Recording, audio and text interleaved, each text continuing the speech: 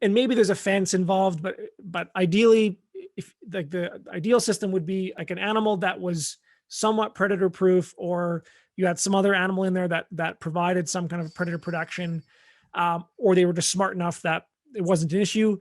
So you didn't need fences, and the way that you would rotate them is you would move their food around.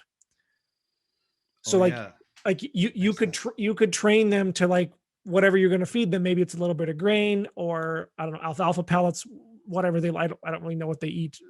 I know they like um, grains and stuff like that. We'll call it duck food. Duck food, Farm to yeah, duck food. yeah. And Or maybe so with duckweed. yeah, well, definitely that. But like the thing is, like you need something that they can't get from the environment, Oh, so they're that happy food. yeah. It's their treats. Um, Okay.